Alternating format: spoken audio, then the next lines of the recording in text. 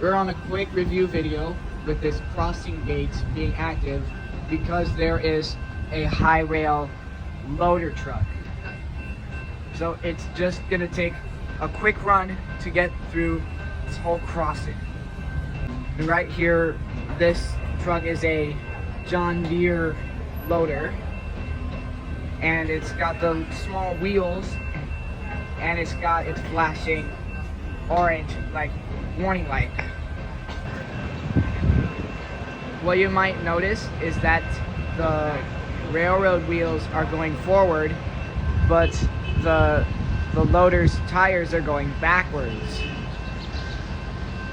It's similar to what happens in gears when they spin together.